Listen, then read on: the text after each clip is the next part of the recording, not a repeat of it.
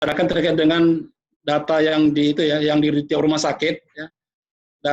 Tren pasien yang dirawat di rumah sakit yang tertinggi di Indonesia, di rumah sakit mana aja bisa kita ketahui ya. Itu kalau kita memang benar-benar menginput data secara tertib, kemudian juga disiplin setiap hari, kita akan mengetahui rumah sakit mana yang tertinggi merawat pasien saat ini. Dan itu Bapak sekalian juga dinas juga tahu apakah ada di wilayah dia nggak rumah sakit tersebut. Jadi dengan ada terus kita bisa langsung koordinasi dengan rumah sakitnya, kira-kira mereka masih mampu nggak merawat pasien itu kapasitasnya. Kalau enggak, kita bisa nanti menyiapkan rumah sakit lainnya supaya nanti pasien nggak ke situ semua. Jadi saya bilang tadi pengalaman DKI itu mereka punya manajemen case ya, yang dikoordinasi Dinas DKI, sehingga pasien itu yang mau dirujuk ke manajemen ini untuk diatur mau ke rumah sakit mana, sehingga rumah sakit yang sudah tidak sanggup lagi menerima pasien atau kapasitas sudah terbatas, sudah tidak tersedia lagi, itu dia tidak sampai istilahnya mengumumkan sendiri bahwasanya dia nggak sanggup menerima pasien. Itu secara psikologis bagi rumah sakit, bagi daerah itu kurang baik gitu ya. Jadi dengan adanya koordinasi ini, dengan data ini, teman-teman dinas kesehatan sudah bisa mengambil satu langkah ke depan apa yang harus dilakukan ketika rumah sakitnya sudah overload ataupun sudah melebihi kapasitas rawat pasien COVID ini. Ya, belum bisa muncul ya. Ya.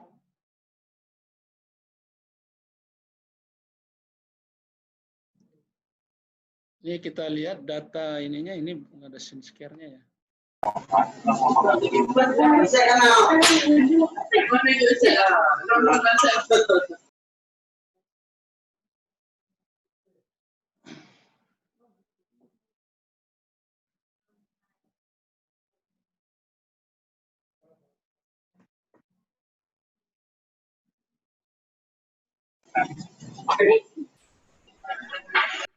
Ya, Bapak Ibu sekalian, ini ada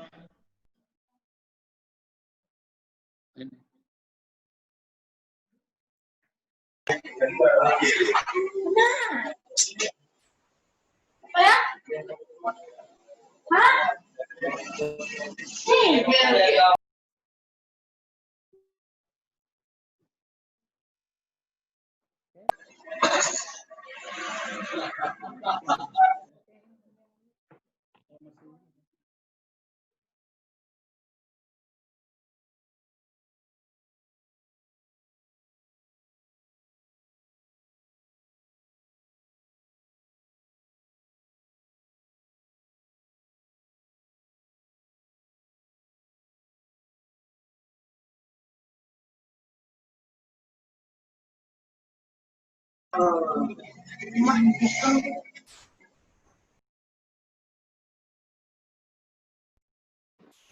Ya, ke bawah terus.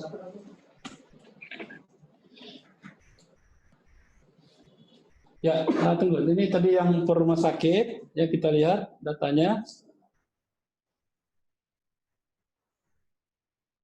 Ini nanti teman-teman dari Dinas Kesehatan Provinsi Jogja bisa koordinasi ke rumah sakitnya dulu, nanya ke Sarjito ini, data ini kalau bisa kenapa OTG tinggi gitu ya.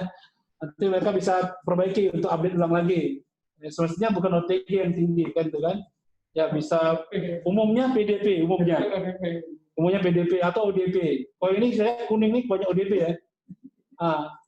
ODP gitu. Kemudian berikutnya ke bawah lagi ya.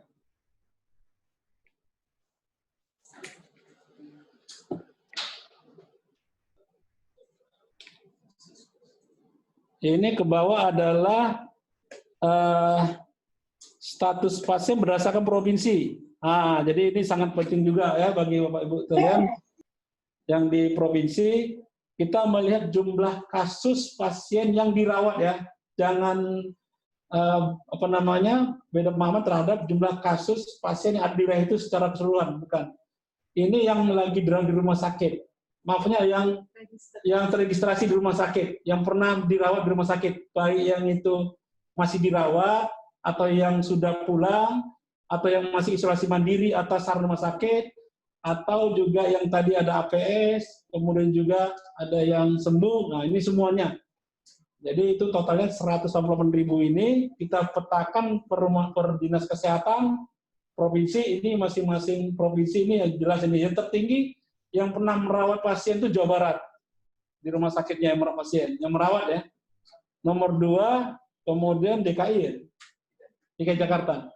Nah, jadi ini saya lihat juga ini bisa aja data ini berubah tergantung tuh rumah sakit aktif nggak mengisi data ini. Kalau di rumah sakitnya aktif, saya kira bisa aja DKI yang tinggi gitu ya. Tapi kalau memang Jawa Barat juga mungkin pasiennya memang perlu di rumah sakit semua, bisa aja Jawa Barat. Artinya ini kita melihat dari kepatuhan masing-masing rumah sakit di wilayah kita mengisi data ini secara reguler setiap hari. Ya. Kemudian bisa kita tahu juga pasien-pasien itu yang dirawat itu apakah dia ODP, PDP, OTG ya, atau konfirm, sudah bisa kita lihat juga masing-masing daerah itu tingginya di mana. Kalau kita lihat itu yang DKI lebih tinggi konfirm ya. Kemudian sedangkan yang ODP itu yang lebih banyak dirawat oleh Jawa Barat. Nah, ini kita perbandingannya. Ini juga bisa kita lihat sebenarnya, Ibu sekalian, ketika kita sudah banyak pasien-pasien yang ODP yang di rumah sakit, alangkah baiknya kita bisa menyediakan rumah sakit lapangan atau rumah sakit darurat. Cukup pasien-pasien ODP tanpa komorbid yang bisa handling, lebih dia diarahkan ke rumah sakit darurat atau rumah sakit lapangan, sehingga mengurangi beban rumah sakit yang semestinya dia nggak perlu dirawat secara terus menerus. Mungkin awal cukup ya, mungkin 1-2 hari lihat tidak ada perkembangan ke arah dia konfirm, ya udah dia dirawat di rumah sakit lapangan kalau kita punya, atau di karantina, atau juga di isolasi mandiri gitu. Jadi itu kita juga mengharapkan rumah sakit tidak tinggi beban untuk merawat pasien. Jadi semestinya yang tinggi itu memang yang konfirm ini sama yang PDP. Tapi kalau yang ODP, saya kira itu ya bisa untuk dikurangi lah statusnya di rumah sakit. Berikutnya ke bawah, ya, ini adalah data pasien menurut umur, ya. Jadi pasien positif yang dirawat di rumah sakit menurut umur, ya, mulai dari umur 0 tahun 1 hari lah ya, sampai dengan 90 tahun. Jadi datanya di sini, kalau kita lihat secara umum ini data tertinggi itu memang pasien di antara umur di antara 50 sampai dengan 60 ya. Atau bisa juga ini pasien 45 sampai dengan 65 tahun. Nah, itu tren kita lihat bagan ini ya. Ini kita lihat memang malah yang paling tinggi 50 sampai 54 tahun untuk pasien yang dirawat ya, untuk konfirm. Kemudian yang untuk PDP-nya bisa dilihatkan ya. PDP juga ini hampir sama ya, antara 50 sampai 54 tahun yang paling tinggi, baik dia laki-laki maupun perempuan ya. Kemudian juga kalau ODP malah agak beda gini datanya. ODP ini berarti hanya gejala ringan ya. Ini pasiennya ini yang paling tinggi malah umur antara 30 35 tahun ya. Ya. Oh 25 29 ya, 25 29. Ini berarti ini kalau ODP banyak anak muda nih. Ya, dia sehat-sehat saja ya, tapi masih gejala ringan. Kemudian yang terakhir OTG. Kita lihat OTG ini, ini bisa tahu kita ini betul yang tanpa gejala ini di umur berapa nih? 25 sampai 29. Sama ya. Nah, berarti umur-umur muda ya, 25-29, kemudian juga 30-34 yang hampir sama, itu pasien-pasien OTG yang dirawat. Jadi ini kita penting mengetahui tren ini. Memang kenyataannya pasien yang positif dan OPDP itu banyak di umur-umur parubaya ya, yang sudah menuju lansia gitu ya, umur antara 50 sampai 60 tahun itu memang trennya tinggi. Sedangkan pasien ODP PDP ini malah umur yang usia muda ya. Ini juga sama lah apa yang menjadi penilaian dari pakar epidemiologi. Memang yang dirawat juga seperti itu kondisinya. Baik, kita sekarang lanjut setelah data usia, kemudian ke atas lagi. Atas tadi ini kita bicara untuk kunjungan pasien. Sekarang kita bicara terkait untuk kita bisa lihat lagi di sini data kapasitas rumah sakit masing-masing yang di bawah ini. Jadi setelah itu ada kapasitas, nanti bisa diklik nanti ya, sekalian itu ada kapasitas rumah sakit masing-masing wilayah ya, di daerah kita masing-masing. Still loading ya.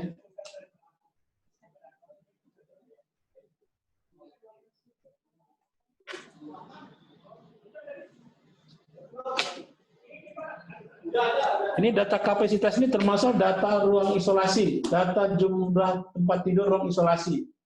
Ya, kalau kita lihat di sini datanya itu ya.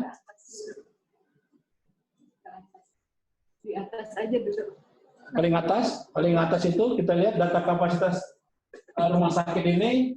Jadi kalau kita lihat dari jumlah rumah sakit yang melapor tadi 1.600 ya, yang mengadu data itu ada sebanyak 347.474 jumlah tempat tidurnya ya. Kemudian dari yang jumlah tidur 3.347 ini, tempat ICU-nya ada 8.000 dan tempat tidur isolasinya ada 26.000. Ya. Ini untuk semua rumah sakit yang sudah mengupdate data tersebut ya, sudah menginput data ke RS Online. Ya, dari data ruang isolasi ini kita bagi lagi. Yang isolasi tekanan negatif ada 9.000, kemudian yang tekanan negatif dengan ventilator ya, itu ada 1.032 rumah sakit, kemudian yang tempat tidur isolasi biasa ada 16.434, dan yang isolasi biasa dengan ventilator ada 414. Jadi kalau kita ini masuk rumah sakit dapat digambarkan kesiapan menerima pasien COVID dari ruang isolasi, karena memang standar pasien COVID itu harus di ruang isolasi. Isolasi kemudian yang terbaik disusun negatif, yang terbaik. Tapi kalau kita nggak punya atau udah memang terpenuhi, bisa kita pakai isolasi biasa. Yang penting ruangannya itu aliran udaranya cukup bagus ya, natural airflow-nya, yang mekanikalnya cukup bagus, sehingga udara tidak terperangkap di ruangan tersebut. Dan dia isolasi ada jauh dari ruang-ruang perawatan lainnya atau ruang pelayanan lainnya. Terus harus pastikan ruang isolasi yang ini harus jauh dari ruang pelayanan lainnya. Kemudian perlu juga ketahui bahwasannya dalam nanti data ini bisa menggambarkan bagaimana rumah sakit itu memprediksi kapasitas pasien yang bisa dia terima, jumlah pasien yang dia terima dari kapasitas tempat tidur ini.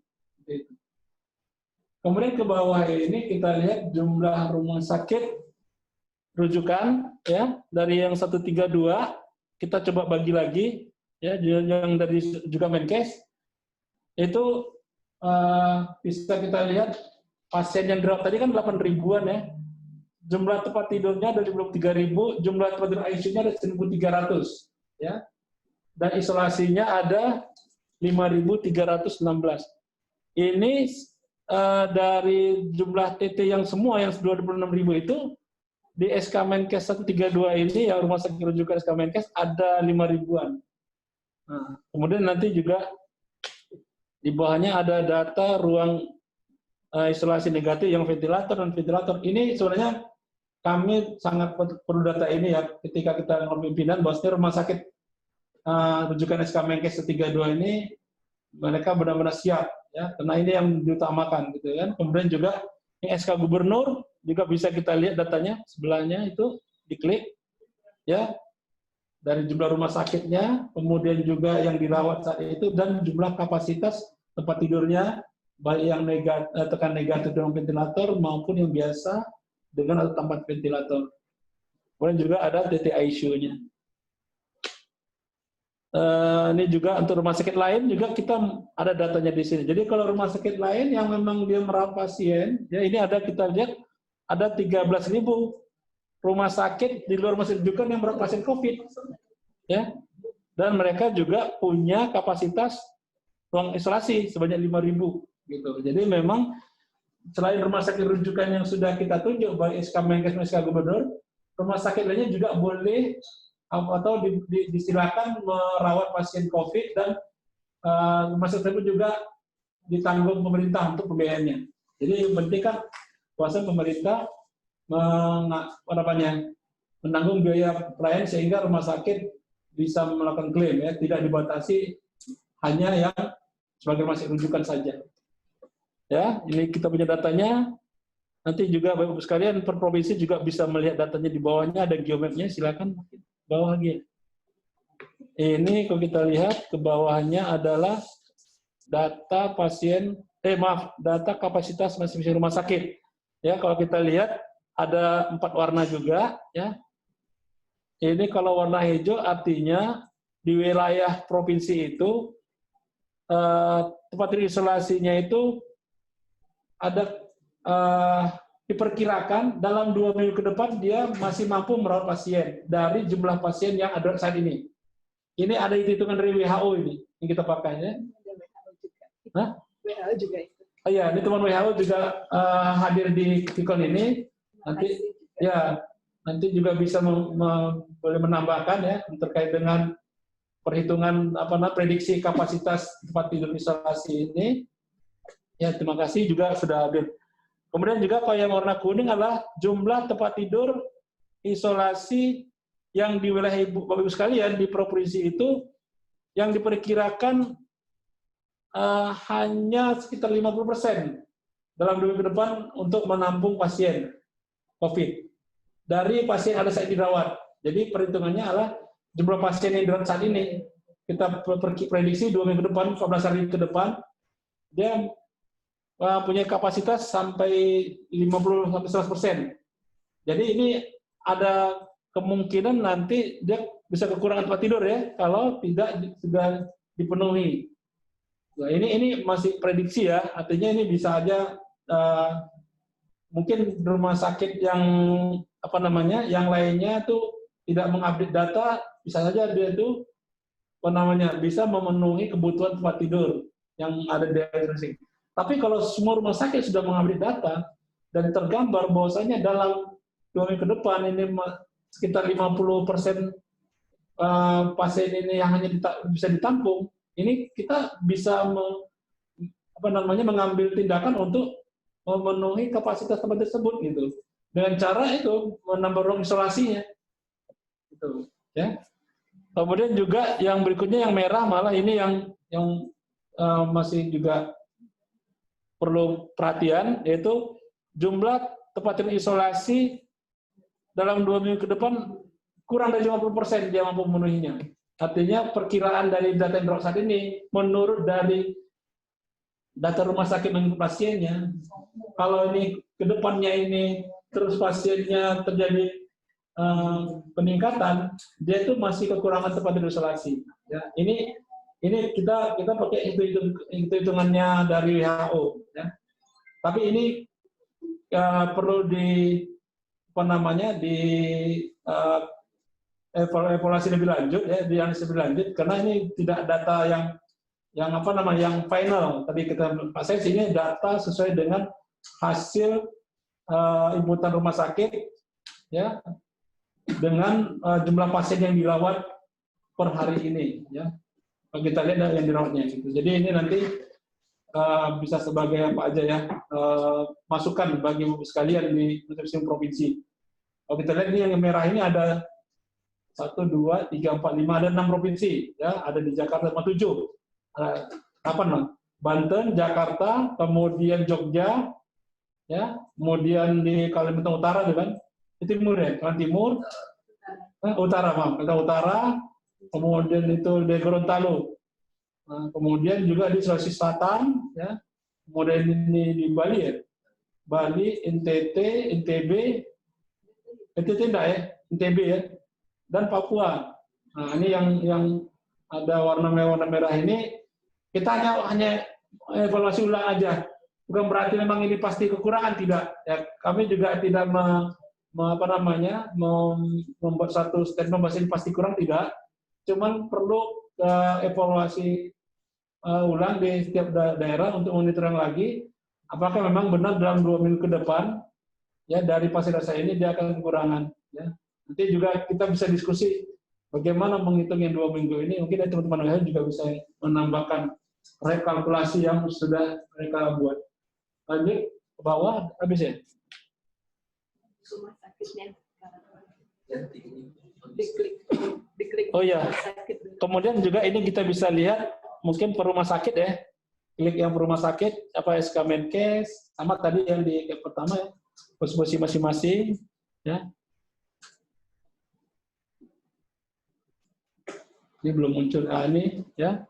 Kemudian juga SK Gubernur ya, kalau kita ngelihat Gubernur. Salah satu rumah sakit aja. Ya.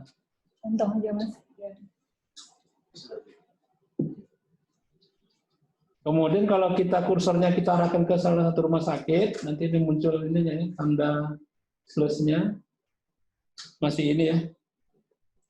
Masih loading. Nah, ini contoh misalnya rumah sakit kita salah satu kita ambil rumah sakit Haji Muhammad Ansari Saleh, ya, itu di Kalimantan, Banjarmasin ya, Kalimantan Selatan ya, Banjarmasin. Ini akan terlihat, ya.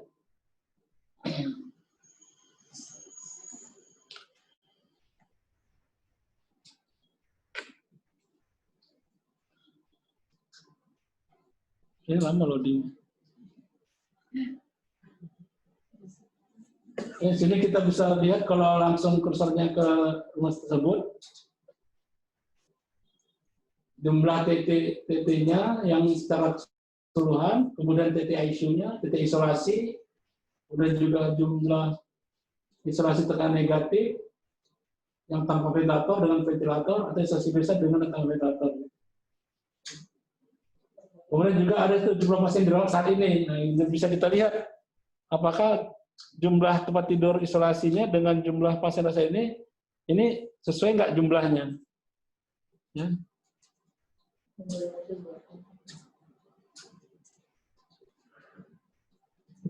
Contoh misalnya kalau yang Muhammad Ansari ini, dia pasien yang dirawat itu ada 109 ya.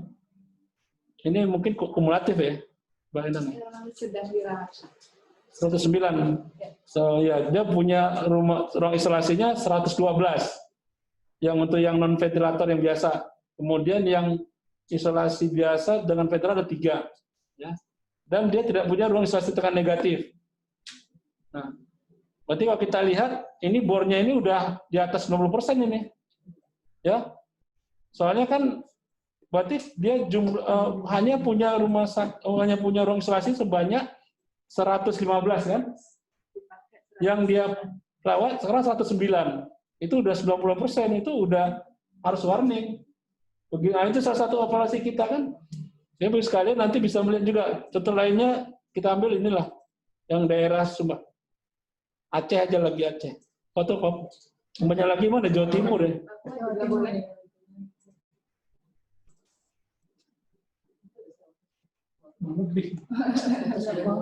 Gimana? Nah, jadi kalau di situ ada data pasien yang dirawat itu melebihi dari data pasien tidur isolasinya, artinya ada pasien yang nggak di ruang isolasi. Semestinya itu saya belum manajemen case ini. Semestinya kesehatan punya data semua rumah sakit di wilayah dia yang punya ruang isolasi masih kosong dan itu bisa dipindahkan ke situ. terutama ke rumah sakit rujukan. Itu yang perlu kita bilang, bahwasanya perlu ada manajemen case di setiap dinas kesehatan itu. Ya. Jadi tidak ada pasien yang tidak dirawat di ruang isolasi. Agar pasien yang itu memang sesuai standar harus diisolasi. Karena kita juga mengupayakan jangan sampai rumah sakit itu terpapar oleh pasien yang memang ada gejala COVID sampai dia juga confirm COVID ya. Jadi memang semestinya harus di ruang isolasi. Baik, ini bisa kita lihat ya. Berikutnya. Habis ya. Kemudian ini logistik. Ini logistik juga sangat perlu sekalian karena ini terkait dengan penyediaan alat pelindung diri maupun obat-obatan ya. Kalau sini kita lihat datanya itu sebenarnya yang kita minta di RSUD itu data APD itu ada gown atau coverall, kemudian masker, kemudian juga kita masker, ada masker medik, ada masker N95, kemudian juga kita minta data Google, kemudian sarung tangan ya, baik yang pendek maupun panjang ya, itu kita data. Tapi di sini yang kita buat sebagai analisis kita hanya nggak salah 3 gitu ya, yaitu coverall, kemudian masker N95 ya, sama tuh lagi apa namanya? Glove ya. Ya. Jadi ini kita lihat ya, yang kita tampilkan di sini nggak semua APD. Kenapa? Karena yang kita tampilkan betul-betul APD yang sangat dibutuhkan di ruang isolasi, yang memang saat ini agak relatif sulit memenuhinya ya. Di awal dulu sebenarnya tadi sudah mulai baik ini distribusinya. Jadi kalau kita lihat data yang ada di ini, seluruh Indonesia itu kita masih tersedia masker itu sebanyak 529.000. Ini masih tersedia ya, berarti ya. Ya, yang ada di rumah sakit. Kemudian gown atau coverall itu ada 1.162 yang tersebar di semua rumah sakit. Ya. Kemudian masker bedah ada 10 juta, glove itu ada 1,6 juta. Kami perlu data ini selalu diupdate agar kami tahu kondisi APD di masing-masing rumah sakit. Ini juga teman-teman Puskes sangat butuh ini untuk mereka perencanaan pengadaan APD. Jadi untuk didistribusi ke masing-masing dinas kesehatan provinsi tentunya. Baru didistribusi ke masing-masing rumah sakit. Ya, ini bisa jadi data ini juga tidak valid kalau rumah sakit hanya sekali menginput. Tapi ketika sudah terpakai, nggak diinput lagi data terkininya. Jadi ini bisa jadi tidak valid. Kita harapkan itu valid, itu semua data yang dibutuhkan itu diinput. Jadi jumlah pasien, jumlah kapasitas rumah sakit, kemudian jumlah logistik, jumlah SDM itu selalu diinput. Ya. Jadi kita lihat ini yang APD memang kalau kita lihat jumlah cukup besar ya, tapi kita nggak tahu di lapangannya. Mudah-mudahan aja memang semua rumah sakit masih aman lah untuk APD. Kemudian untuk logistik obatan, kita sebenarnya banyak yang kita minta di lain ya. Antiviral itu ada oseltamivir, ada remdesivir, kemudian ada flavivir dan macam-macam. Kloroquine juga ada kloroquine, ada hidrokloroquine ya. Kemudian juga makrolet ada azitromisin, kemudian juga ada streptomycin dan macam-macam. Dan ada VTM untuk swab ya, untuk lab-nya. Ya. Kalau kita lihat, jadi yang untuk data tampilan, yang penting kita lihat adalah jumlah obat antiviralnya, bukan berdasarkan jenisnya. Berdasarkan jumlah obat antiviral, ya, kemudian juga kloroquine juga ini termasuk yang hidrokloroquine kita gabung. Ya, kemudian juga yang makrolet itu nggak kita bedakan tuh apakah dia streptomycin atau azitromisin dan sebagainya. Jadi kita lihat seluruh Indonesia itu ada banyak 410.000 antiviral yang tersedia. Jadi ini juga saya lihat perlu update dari rumah sakit berapa jumlah logistik yang saat ini tersedia. Kalaupun logistik ini mungkin kalau nggak bisa setiap hari, mungkin per 3 hari atau per minggu lah. Saya tahu mungkin per 3 hari lah mungkin ya. Tapi kalau kita udah punya SIMRS, kita sudah punya e-farmasi, itu saya kira itu bisa langsung diintegrasikan dengan RS online. Bisa Pak Idar ya? Bisa kan? Nah, jadi juga rumah sakit tidak input 2 kali, ya nggak double input. Langsung ketika dia menginput data SIMRS-nya, langsung akan terkoreksi di data RS online-nya. Ya. Kemudian juga di bawah sudah kita bagi berdasarkan rumah sakitnya, apakah masih rujukan ke Menkes, rujukan gubernur dan lainnya untuk jenis-jenis dari logistik ini. Ya. Kemudian di bawahnya juga geomap-nya, ya, ini berdasarkan perhitungan WHO juga, ya, terkait dengan ketersediaan dan estimasi kebutuhan. Ya. Jadi kalau menurut dari ini ada 4 warna, ada hijau, ya, kita menggambarkan hanya untuk APD GON dan N95, ya, karena itu yang memang selalu harus tersedia ketika merawat pasien COVID, ya. Kemudian juga ini juga memang standar dari pelayanan untuk pasien-pasien yang ada di ruang isolasi. Makanya yang kita ambil data itu hanya data untuk N95, data GON. Dan juga ini APD yang memang relatif sering sulit didapatkan rumah sakit. Jadi kalau masker, kemudian gloves, itu mungkin relatif mudah. Ya, jadi kita lihat untuk yang data geomap ini, kita berdasarkan N95 dan GON, ya, di mana warna hijau itu menggambarkan dalam 2 minggu ke depan itu 100% kebutuhan masih bisa terpenuhi, artinya aman dalam 2 minggu ke depan. Ya, itu berdasarkan kalkulasi WHO juga, ya, ada kalkulator WHO. Kemudian yang kuning itu dalam 2 minggu ke depan untuk N95 dan GON-nya itu ada kemungkinan kurang dari 50% akan tidak terpenuhi.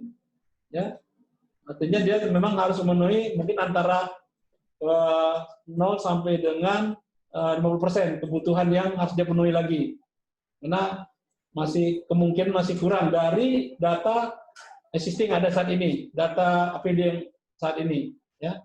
Kemudian juga yang merah malah menggambarkan bahwa 2 minggu ke depan daerah tersebut akan kekurangan hampir lebih dari 50% kebutuhan APD di rumah sakitnya. Ya. Baik itu N95 maupun GON. Ini saya bilang seperti tadi yang di awal tadi, ini juga masih perlu konfirmasi ke rumah masing-masing. Jadi kalau yang merah-merah ini, Bapak sekalian, tolong perhatikan apakah rumah sakitnya betul-betul aman ketersediaan APD-nya. Kalau memang kurang, artinya kita juga harus mempersiapkan untuk pemenuhannya.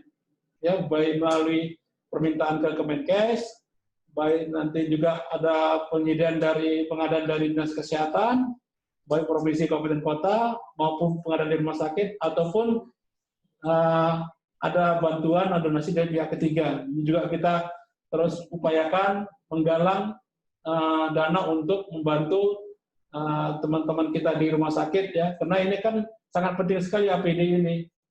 Ya, ini kan sebagai benteng mereka lah agar tidak tertular. Nah, kita kan diisukan Indonesia paling tinggi kasus tenaga kesehatan kita yang tertular tertular COVID. Jadi APD ini salah satu upaya kita untuk menekan angka-angka peningkatan paparannya tenaga kesehatan di rumah sakit. Nanti bisa juga diklik ya per rumah sakit. Terlihat nanti data per rumah sakit itu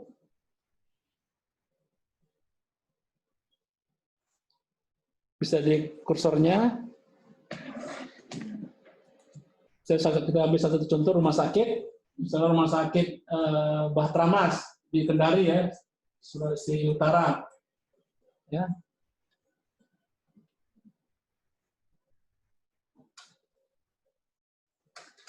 Sini kita lihat jumlah pasien dirawat saat ini ada 32 orang. Ya.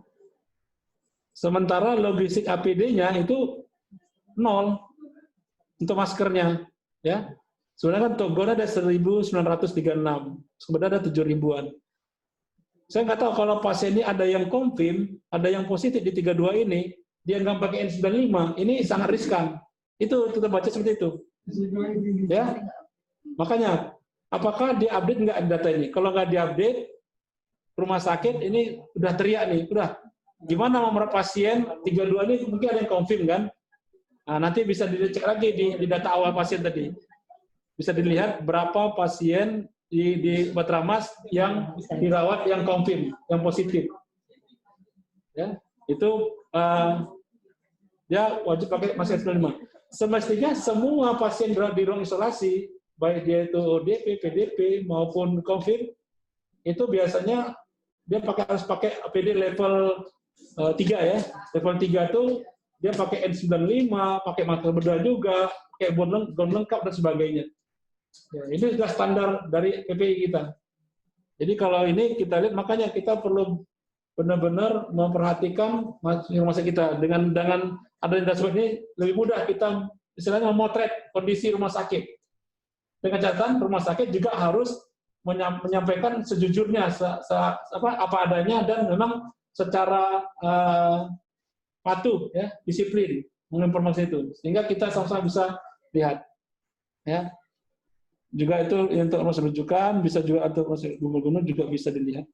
Coba kliknya dihilangkan ininya, ke rumah sakitnya. Ya, ke kurs hilangkan, nanti bisa ke satu wilayah, kita bisa lihat juga di sini kapasitas logistiknya. Misalnya ke Provinsi Jawa Timur, kalau kita kursor diarahkan ke Jawa Timur, itu akan terlihat kapasitas kondisi di Jawa tersebut. Ya. Misalnya dia saat ini di pasien sedang dirawatnya ada 7.847 pasien di semua rumah sakitnya, ya, baik yang itu di masih rujukan maupun yang non rujukan, ya. Kemudian pasien yang positif dan PDP ada 3.850 di Jawa Timur saat ini yang dirawat, ya. Sementara logistiknya PD-nya, ya, untuk masker 95 ada 9.000-an, kemudian 94.000 ya. Go-nya ada 2.000, masker bedah ada 200.000-an, glove panjangnya ada 48.000. Berarti ini ya masih aman lah ya, kita lihat semua apa namanya jenis dari APD ada tersedia. Maksud juga obat-obatannya juga tersedia. Tinggal kita nanti kalau mau tahu masing-masing rumah sakit kekuatannya, kita bisa klik tadi untuk melihat dari jenis rumah sakitnya. Oke, lanjut ya. Kemudian terakhir SDM. Ya. Nah, ini terakhir, ini SDM kita lihat, kita melihat SDM itu sebenarnya SDM untuk penanganan COVID ini bermacam-macam ya. Mulai dari dokter spesialis, yaitu ada dokter paru, kemudian juga ada dokter spesialis penyakit dalam, baik itu yang konsultan paru, atau konsultan tropik infeksi, atau juga penyakit dalam umum ya. Kemudian juga ada dokter anak, ya, bisa anak untuk pasien COVID anak. Kemudian dokter anestesi, terutama untuk pasien-pasien dirawat di ICU. Juga ada dokter mikrobiologi untuk lab, ya, juga dokter klinik, ya, laboratorium, dokter radiologi untuk apa namanya pelayanan radiologinya. Kemudian juga termasuk juga ada situ dokter umum ya yang juga membantu dokter spesialis ya mengawasi pasien. Juga ada perawat, juga ada analis di laboratorium. Jadi sebenarnya dari data kita yang sudah banyak itu data yang sudah kita apa namanya minta di input ya. Namun di dashboard ini kita membatasi kira-kira dokter mana saja yang memang wajib tersedia di rumah sakit sebagai DPJP-nya. Deklor belum ada ya? Siloding, muncul siloding. Kata Mas Made, ada 600.000 lain. Iya. Kita pertanyaan juga belum bisa di itu ya. Saya lihat yang peta SDM-nya juga belum bisa dimunculkan karena kan komunitas sifatnya dia.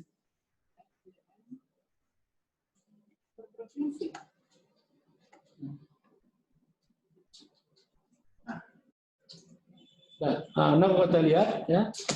Data yang ada saat ini yang terhimpun di RS Online, untuk dokter umum ada 32.000, kemudian juga ada 260.000, dokter spesialis paru, ya.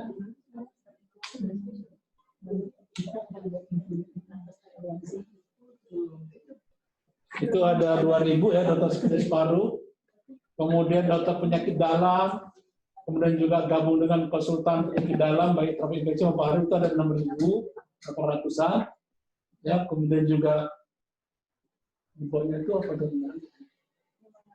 dokter anak ya, dokter anak untuk pasien COVID anak kan dibutuhkan itu ada 6.500-an, kemudian juga ini masih sama kan?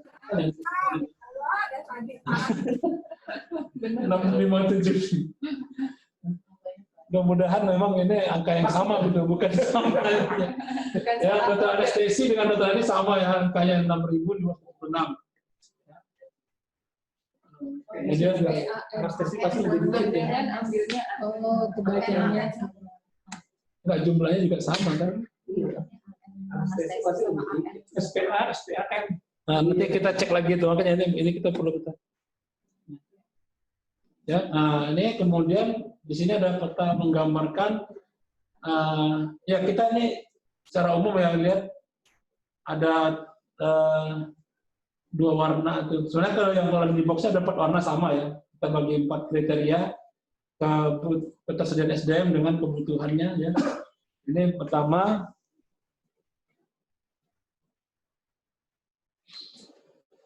pasien yang warna hijau ini pasien yang dirawat per DPJP. Nah, kalau yang hijau itu kurang dari 10 ya. 10 yang itu gitu. Karena waktu itu kita coba diskusi dengan teman-teman dari PABDI, ya, bahwasanya satu pasien itu, satu dokter paru itu maksimal dia bisa mengawasi atau merawat 10 pasien COVID gitu. Iya, yang dipegang gitu. 10 di mana? 15 kita pakai. 15 ya? Jadi kalau di atas 15 jadinya merah. Tapi kalau 10 Oh gitu, iya. Oh, enggak ada 15. Jadi satu rumah sakit itu, satu dokter paru itu atau satu dokter penyakit dalam itu bisa merawat maksimal 15 pasien dalam satu hari itu. Jadi kalau dia ada pasien COVID itu ada 60, berarti dia butuh 4 dokter BPJP. Misalnya boleh 2 paru, 2 penyakit dalam, boleh 1 paru, 3 penyakit dalam. Kita anggap bisa jadi BPJP. Tapi kalau dia ada dokter anak, ada pasien anak, itu bisa mengurangi beban juga gitu. Jadi situ kita. Kalau dia ini 10 ini maksudnya satu BPJP menangani kurang dari 10 berarti masih aman. Oh iya. Berarti kalau ada ada kurang dari 10 pasien yang bisa ditangani itu masih aman ya.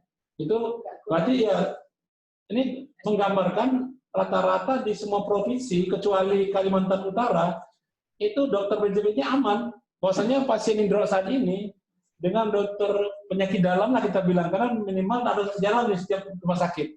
Karena sekarang rumah sakit dulu kan yang 200 spesialis kan rata-rata ada penyakit dalamnya. Nah, jadi ini gambaran kita yang sudah menginput data ini, itu semua rumah sakit hanya Kalimantan Utara yang memang kekurangan dokter DPJP-nya, minimal dokter penyakit dalam. Ya, mungkin kalau dokter paru ya bisa saja sebarannya tidak sampai di seluruh Indonesia di kabupaten kota karena mungkin masih terbatas jumlah SDM-nya. Tapi kalau dokter penyakit dalam mungkin lebih banyak SDM-nya, ya akan bisa memenuhi. Jadi itu sekalian. Jadi ini kita lihat secara umum ya, ini juga kita perlu evaluasi informasi rumah sakit. Coba kita lihat rumah sakitnya, lihat SK Menkes.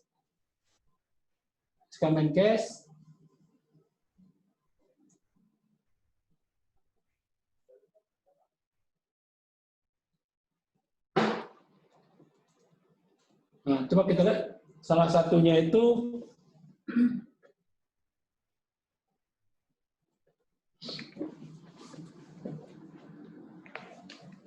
rumah sakit Abu Nyasin, Pelayhari ya. Tanah Laut. Kalau ini Kalimantan bawah itu Kalimantan apa? Selatan ya. Selatan. Ya. Jadi kalau kita lihat di sini tergambar ya dari pasien yang saat ini ada 37 orang ya yang COVID pasien yang positifnya ada 10 orang ya 10 orang ya. Kemudian kita lihat DPJP utama 8 orang, artinya 8 orang itu ada penyakit dalamnya ada 6 ya.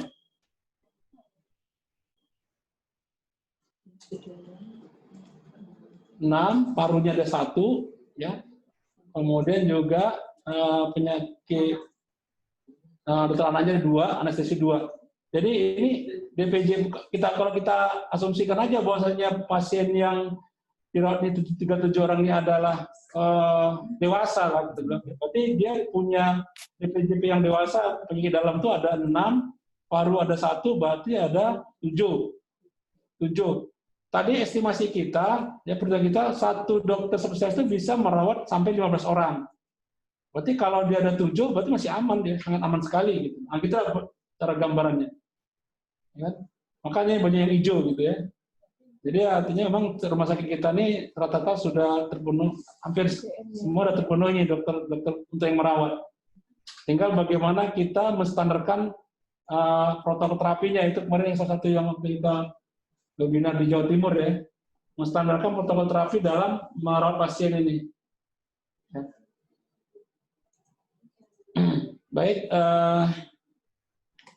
ini kita lihat ada juga yang warna hijau dan warna merah ya untuk rumah sakit ini. Kalau hijau itu ada pasien COVID-nya, kalau merah lagi nggak ada ya. Maaf, yang biru merah ya. Yang merah tuh ada pasien COVID-nya. Ya, kalau yang biru itu yang tidak ada pasien COVID-nya. Artinya memang lagi tidak merawat pasien COVID ya saat itu. Tapi di sini pasien dirawat 0 orang. Baik. Jadi ini ya yang udah ya. Ada laporan provinsi yang filter per provinsi di bawah dashboard itu. Oh iya, itu lagi. Kemudian ini gambar secara nasional ya Indonesia, mulai dari pasien, kemudian kapasitas tempat tidur, kapasitas rumah sakit terkait tempat tidur, ruang isolasi, kemudian juga logistik dan SDM. Ini secara nasional tergambar, kita bisa lihat masing-masing provinsi juga masing-masing rumah sakit. Ya. Sekarang kita ada di sebelah kanan nanti itu ada untuk laporan per provinsinya. Sebelah kiri, maaf sebelah kiri. Ini ada provinsi. Nanti Bapak sekalian di provinsi akan dapat ininya ya, dapat akses untuk masuk ke apa namanya ke website ini. Kemudian coba diklik ya provinsi. Nanti akan terlihat provinsi mana yang akan di apa namanya dicek ataupun yang ingin ditampilkan. Di sebelah kanan yang tengah ini, ya ini ayat ke bawah. Ini kita contohnya itu ya, klik provinsinya. Kita ambil contoh mana kita ambil Jawa Timur ya. Jawa Timur kan lagi tinggi nih isi saat ini. Jawa Timur.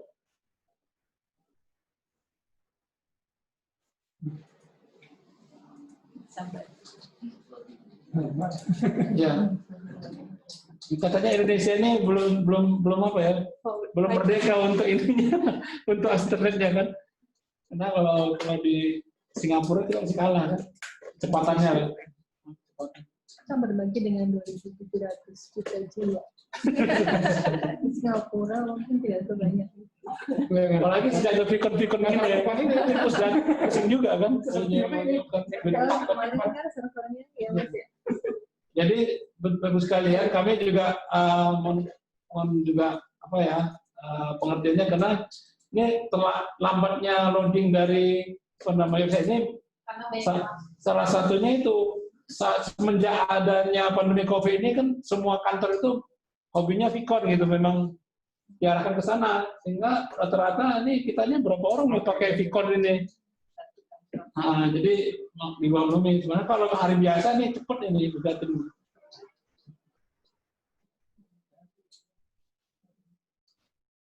Ini kalau kita lihat ini agak lama keluarnya. Itu udah baru muncul ya.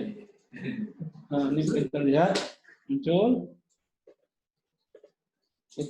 Jadi kalau Jawa Timur di sini digambarkan ya untuk registrasi hariannya, artinya pasien yang terdaftar di rumah sakit seluruh Jawa Timur yang per harinya itu sampai dengan sekarang tanggal, kalau kita paling kanan kita lihat ini tanggal 2 deh. Tanggal 2 ya, itu ada pasien PDP 7 orang, ODP 43 orang, OTG 3 orang yang baru mendaftar di rumah sakitnya gitu hari ini. Jadi ini kita lihat pernah juga yang paling tinggi, coba kita lihat. Itu pada tanggal 22 Mei. Itu kita bisa lihat tingginya kunjungan pasien ke rumah sakit di seluruh Jawa Timur. Nanti kita bisa lihat juga rumah sakit mana aja, nanti bisa mana yang paling tinggi kunjungannya bisa kita lihat nanti. Ya. Kemudian berikutnya ada yang untuk kumulatifnya sebelah kanan. Itu untuk menggambarkan jumlah pasien yang pernah dirawat, yang pernah terdaftar di rumah sakit, ya, pernah terdaftar, baik yang saat ini atau yang sudah pulang atau yang sembuh atau yang meninggal, ya, secara total. Ya. Itu untuk kumulatifnya. Kemudian ke bawah adalah pasien yang dirawat. Tadi yang pertama tadi pasien yang mendaftar di rumah sakit, ya, baik itu yang dia dirawat jalan ataupun yang harus yang harus diinapkan. Kalau ini yang ke bawah adalah pasien yang sudah mendaftar dan yang harus dirawat, yang masuk perawatan. Ya. Masuk perawatan. Kalau sampai hari ini tanggal 2 Juni berapa ini? Belum ada. Tanggal 2. Tanggal 2. Nah, tanggal 2 itu ada PDP ada 6 yang dirawat, ya. ODP ada 3. Maaf, 13 ya, 13. OTG ada 1. Kemudian yang kumulatif juga bisa kita lihat nanti jumlah pasien yang dirawat, ya, mulai dari bisa ini Mei di sini ya, tidak, ya, mulai Mei tanggal 4 sampai dengan tanggal 31. Ini artinya sebenarnya mulai dari rumah sakit itu merawat pasien COVID ya, bisa aja mulai Maret ya atau mulai Februari, kita nggak tahu kapan, sampai dengan saat ini di Jawa Timur itu paling atas Enggak, bukan di situ juga, cuman ini yang tanggal 2 paling atas nih. Masih yang bawah itu. Itu. Jadi Jawa Timur itu pasien yang dirawat sampai dengan 1 Juni itu ada 5.500-an itu yang pernah dirawat. Artinya itu baik itu pasien itu sudah pulang atau meninggal. Jadi kumulatifnya semua itu ada 5.500 di rumah sakit. Kemudian di bawah lagi ada data terkait pasien meninggal harian, juga yang kumulatif, ya sama ya. Ini juga bisa dilihat datanya kumulatif. Kemudian berikutnya di bawah ada pasien jumlah pasien sembuh, baik harian maupun kumulatif. Kemudian ini per provinsi ya, sesuai dengan provinsinya. Kemudian ke bawah lagi, ini pasien, ini rumah sakit yang merawat pasien. Nah, ini juga sangat penting ini bagi Ibu sekalian, ya, baik di dinas provinsi maupun kabupaten kota. Ini akan terlihat rumah sakit mana aja yang tertinggi yang merawat pasien saat ini. Ya. Saat ini tadi saya bilang, yang UNER itu paling tinggi orang pasien, ada sebanyak Totalnya berapa tuh?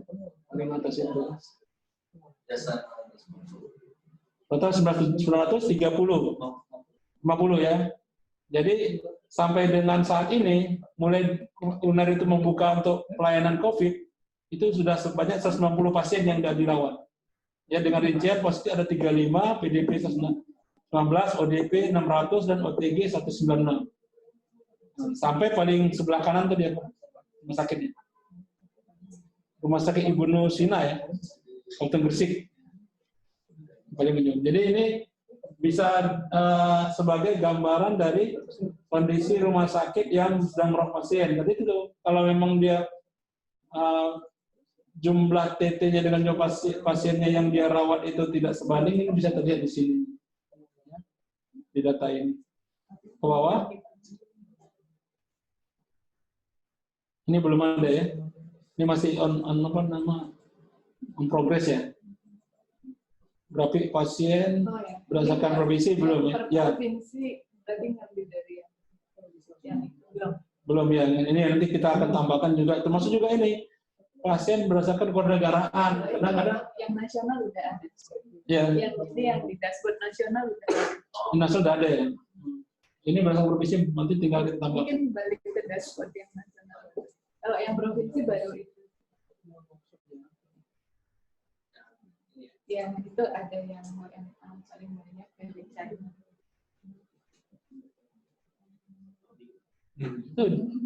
Ada di sebelahnya yang by province di dashboard nasional itu ada by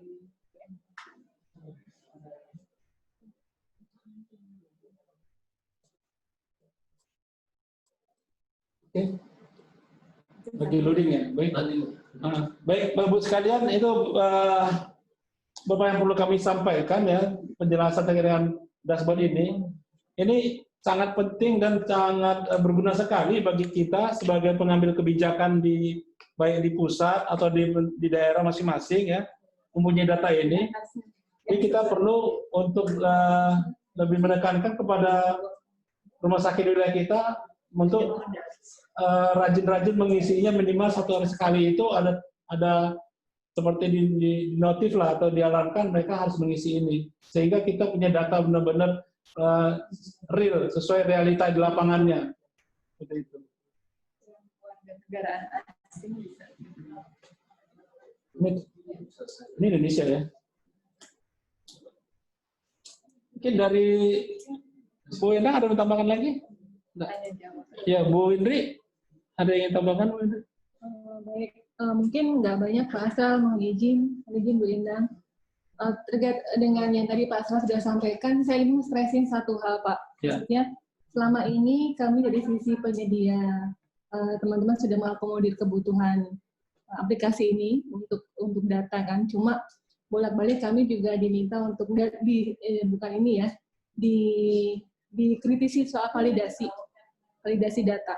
Ini mumpung ada teman-teman dinas provinsi, mungkin nanti kalian ingin mendorong agar ada upaya, ada usaha untuk melakukan bersama-sama validasi dan verifikasi data. Karena apa? Karena kalau terus terang kami diminta untuk memvalidasi semua data yang dari ribuan rumah sakit, mungkin kami tidak sanggup, pun itu sudah dibantu dengan PKR kan Pak. Dan mungkin teman-teman provinsi yang sudah tahu kondisinya dia seperti apa, tahu medianya seperti apa, kan lebih mudah untuk melakukan validasi. Mungkin nanti bisa dibantu sekalian untuk ini. Tadi Pak Asra sudah sampaikan ada cross check, kalau memang tidak benar dibetulkan. Nah, itu adalah proses validasi dan verifikasi ya. Nah, itu harus yang dibangun oleh kita semua ya. Betul. Kesehatan. Kita nggak bisa sendiri, provinsi juga nggak bisa sendiri. Mungkin itu aja sih Pak Asra. Ya. Baik, terima kasih Bu Indri ya. Sangat bagus sekali itu. Memang kita salah satu tujuan kita untuk sesi ini. Jadi dari Dinas Kesehatan juga melakukan evaluasi dari apa yang sudah kita buat, kemudian memverifikasi, kemudian valid nggak ini, dikonfirmasi ke rumah sakit masing-masing, udah bener nggak? Kalau nggak bener, apa yang kurangannya nanti komisi kita biar kita perbaiki, sehingga kita punya data tuh benar-benar sesuai dengan kondisi real di lapangannya. Ini penting bagi kita semua, terutama pimpinan kita untuk mengambil kebijakan apa yang harus dilakukan. Apalagi sekarang kan ada kebijakan PSBB yang dilonggarkan lah atau tetap. Ini salah satu indikatornya loh, jumlah pasien jumlah rumah sakit inovasi itu satu indikator apakah ini masih perlu nggak diberi kelonggaran gitu. Kalau masih banyak pasien yang dirawat, ya tentunya ini menjadi penilaian juga suatu daerah itu untuk dilonggarkan ininya PSBB-nya. Gitu itu kira-kira. Ada lagi dari Mas Edar? Oke, mungkin bridging sebagainya. Ini Pak Haidar dari tim IT juga. Akses. Ya. Baik, Pak Asrul, terima kasih. Kalau dari kami tentunya sama ya tadi yang sampai Pak Asrul adalah bagaimana sih proses Kementerian Data ini menjadi data yang tervalidasi dengan baik ya. Artinya kita sendiri memang di sini hanya menyajikan apa yang sudah diisikan oleh rumah sakit. Artinya secara pengisian data ini menjadi terus di rumah sakit nih. Apakah benar data ini betul atau tidak? Dan, nah, salah satu yang menarik yang kami coba masukkan adalah bagaimana nanti dari Pak Asrul bilang adalah CMRS ini menjadi satu basic data yang menjadi apa ya ukuran bahwasanya data ini sudah tervalidasi. Artinya apapun yang masuk dalam CMRS tapi akan sama dengan di sini kan sudah ada semacam bridging di situ. Jadi kalau di sininya salah pasti juga salah. Iya. Makanya kami juga mendorong teman-teman khususnya yang di dinas kesehatan ini bisa melakukan sosialisasi juga terkait dengan bagaimana metode bridging antara CMRS dan CMRS online supaya rumah sakit yang sudah memiliki CMRS segera menggunakan CMRS ini sebagai database untuk mengirimkan datanya ke online. Jadi sehingga apapun itu nanti data yang masuk ini sama yang ada di CMRS dengan yang ada di kami. Bukan hanya data pasien, tapi data terkait dengan logistik juga tadi seperti juga sudah sebagian besar ada obat-obatan. Pasti kan di farmasi juga sudah memiliki stok obat. Maka kalau stok obat itu sebenarnya bisa mengalir bukan hanya sehari sekali.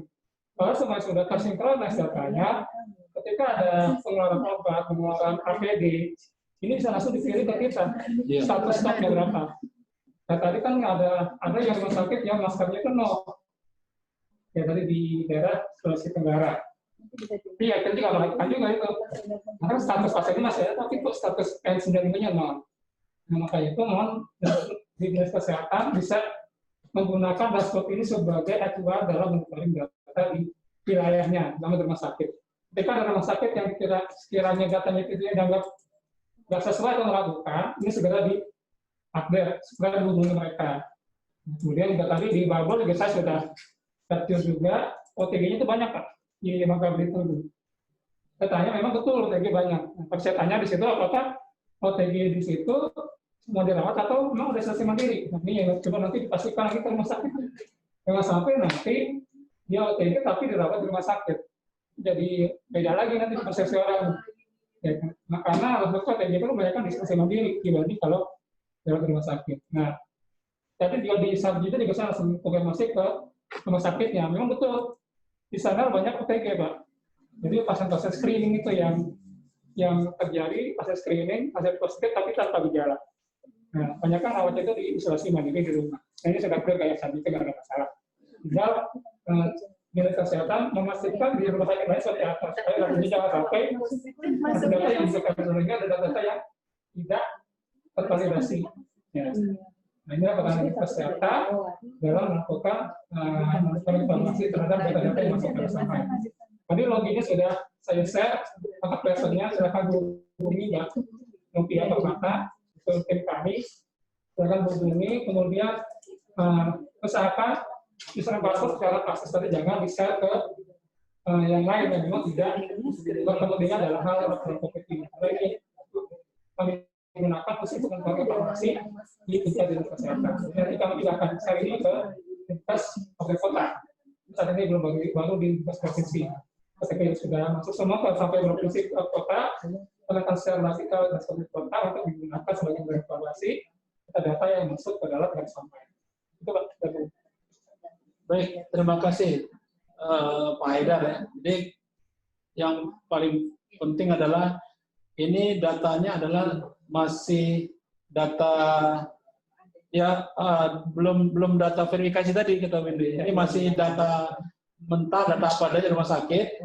Tapi kalau semakin kita rajin memverifikasi validasi oleh masing-masing provinsi, ini data itu makin bagus deh, makin bersih, makin menunjukkan kondisi diri masing-masing. Jadi ini memang betul kerjasama kita bagaimana memberikan data yang terbaik itulah akan menunjukkan kondisi wilayah kita gitu. Jadi apa yang kita lakukan nanti untuk verifikasi ini itulah yang kita dapatkan dari data di wilayah kita. Gitu. Kemudian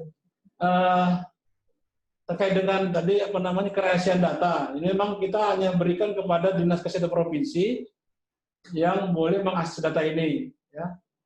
Jadi ini kalaupun nanti ada pihak penerima itu silakan memberikan data itu sifatnya hanya data kumulatif aja, bukan memberikan akses untuk ke website ini gitu. Ya, tapi mungkin data kumulatif aja, istilahnya data sekunder ya, data yang sudah kita olah duluan gitu ya. Jadi nggak boleh akses ini kita beri ke selain Dinas Kesehatan Provinsi. Bukan kita membatasi, tidak ingin orang lain tahu, bukan gitu. Tapi kita harus yakin bahwasanya data ini juga benar-benar data yang sudah valid yang kita berikan gitu. Jangan nanti data yang masih belum kita kasih ke rumah sakit itu yang kita berikan. Tapi setidaknya kita sudah punya gambaran kondisi terkini dan kita punya kesempatan untuk minta rumah sakit memperbaiki data ini kalau memang belum sesuai. Berikutnya sedikit kami singgung terkait new normal di rumah sakit. Kita saat ini lagi proses untuk mengkompilasi lah semua masukan. Juga ada beberapa rumah sakit juga sudah mulai menerapkan. Ya silakan kalau memang saat ini kalau sudah beberapa literatur juga sudah mengeluarkan, silakan dipakai. Nah, yang penting bagi kami adalah bagaimana kita memilah pasien-pasien atau pengunjung rumah sakit ketika akan berkunjung ke rumah sakit kita. Jangan sampai nanti terjadi lingkungan yang tidak terkondisi dengan pasien COVID. Itu kita hindari. Pertama adalah bagaimana kita melakukan screening bagi baik pasien, pengunjung, juga petugas rumah sakit. Apakah orang-orang yang akan berada, termasuk tamu ya, termasuk pengunjung ini bisa keluarga pasien maupun tamu. Siapa saja yang ke rumah sakit harus di screening COVID. Itu mungkin protap. Karena sekarang di mana aja kita pergi ya, public area itu harus di screening. Mulai sekarang udah screening kita kan. Kalau ada buka ya. Ke kantornya kita di screening, ke kantor sendiri kita di screening gitu kan. Nah. Kemudian juga wajib pakai masker, ya itu pasti ya, sudah menjadi protokol pemerintah. Kemudian juga menekan physical distancing, ya. Jadi itu sudah mengatur ya bagaimana ruang tunggu kita itu harus diatur jarak-jaraknya, ya. Kemudian juga bagaimana kita mengatur pendaftaran, ya. Juga. Kemudian menyediakan area cuci tangan. Ya, jadi kita upayakan itu trennya sekarang bagaimana sesering mungkin cuci tangan, terutama mau menyentuh wajah. Ya, jadi cuci tangan siapkan di setiap sudut-sudut ruangan untuk pengunjung maupun untuk petugas. Ya, kemudian juga sebenarnya kalau untuk fasilitas layanan itu sudah ada semua ya. Artinya untuk di rawat jalan, di poli-polinya maupun di IGD.